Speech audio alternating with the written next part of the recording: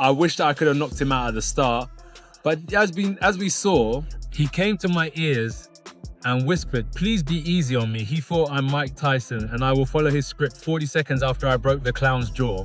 We are boxers, not content creators. I wish that I could have knocked him out at the start, but as we saw, I didn't want to put him down early. You all know I was handcuffed. I don't want to say anything that I will be regretting in the future, but all I can say now is the first 20 seconds was enough for me to end Jake Paul. It's like, this is the clearest, like, fixed fight you're ever going to see. But look at this guy holding his hands up and watch. Watch that.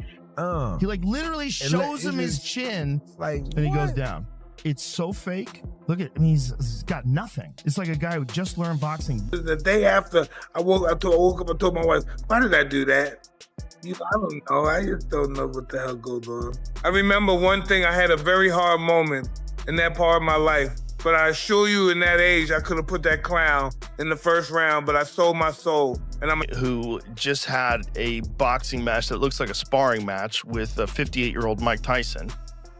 And then you're going to fight one of the absolute scariest knockout artists in the heavyweight division. I keep replaying it in my head. And the more I replay it, the worse it feels. Because this wasn't just a fighter getting hurt. This was a business model crashing into reality at full speed. And when that happens, people don't rush to tell the truth. They rush to protect leverage. You can feel that protection happening right now in everything that isn't being said. If everything were clean, there would be no hesitation, no hedging, no carefully crafted statements. Instead, all we're getting is noise. Loud noise meant to drown out the quiet questions that refuse to disappear. Here's my honest take. And yes, it's uncomfortable. Jake Paul didn't build a boxing career. He built a controlled environment. And controlled environments only survive until someone refuses to cooperate.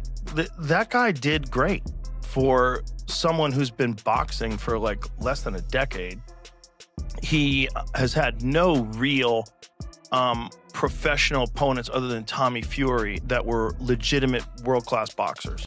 I don't even remember what happened in the Tommy. He lost a close decision, but it was a good fight. It was a good fight, though. Joshua refusing wasn't heroic. It was normal. And that's exactly why it caused panic. Normal is dangerous to systems built on exceptions. The moment Joshua treated him like any other opponent, the entire experiment collapsed. And that tells you everything about what this really was. People keep using the word bravery. And sure, stepping into the ring takes guts. But bravery without wisdom is liability. And liability is what networks insure against, not fighters. That's where I get uneasy.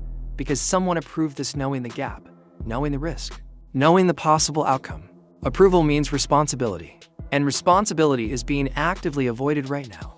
Oh no, I don't remember the fight that much. I kind of blanked out a little. Listen, know what I remember? Coming back from the first round, and then the next day I remember Jake is doing some kind of, I don't know, what was he doing at the ring? Oh yeah, a little bow at the end, he bowed. And that's the last thing I remember. You know, but the day after the fight, the day after I woke up and told my wife, why did I do that? I don't know. I just don't know what the hell goes on.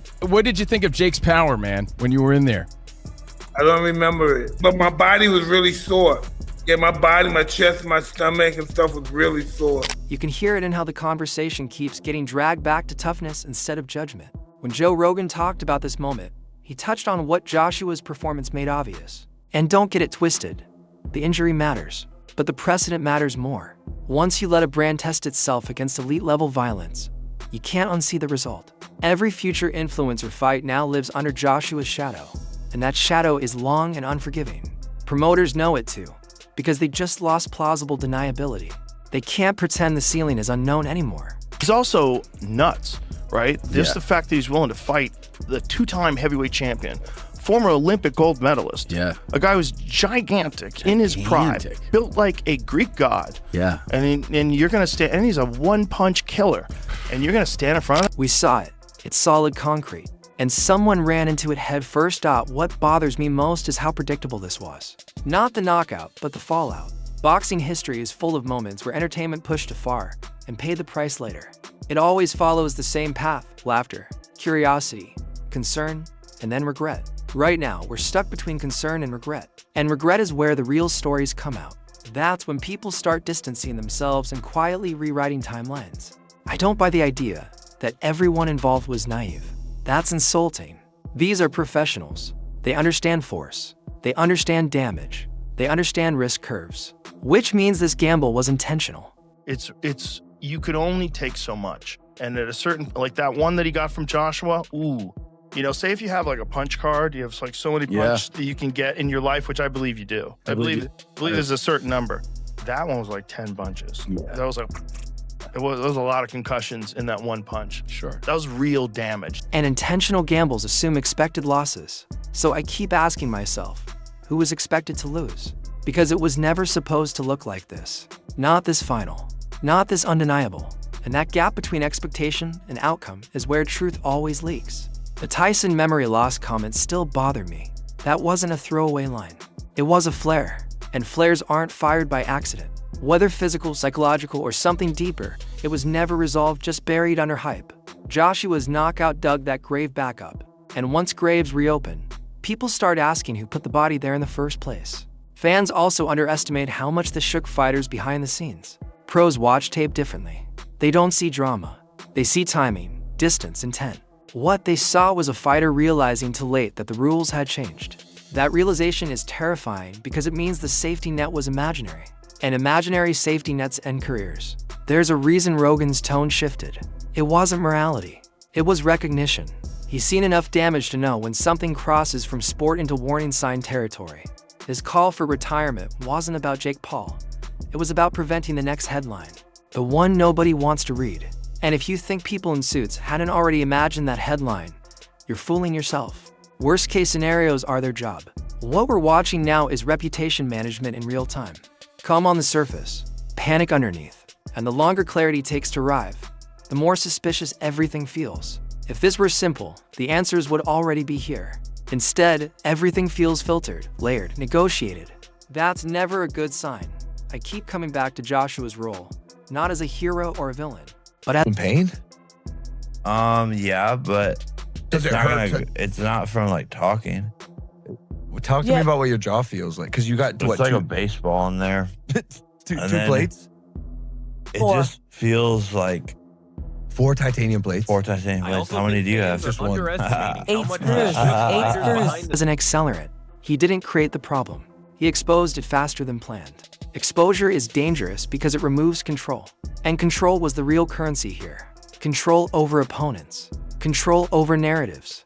Control over outcomes. Joshua took that control away with one punch. And control is never surrendered quietly. Some people will say this is just boxing. Injuries happen. Move on. That's lazy. Context matters. And this context was soaked in marketing language promising legitimacy without earning it. When marketing outruns reality, someone pays the difference. This time, the bill came due in bone and metal. And now the bill is being passed around, hoping someone else absorbs the cost. I don't think Jake Paul is evil. I think he's a product. And products get pushed until they break. When they break, the manufacturer blames the user. The user blames the environment. The environment blames chance. But chance doesn't schedule fights. People do. People make decisions. And decisions carry consequences, even when nobody wants to own them. There's a chilling effect coming, and you can already feel it. Fighters will hesitate. Commissions will ask harder questions. Insurers will raise eyebrows. Suddenly, the easy money won't look so easy anymore. And when easy money dries up,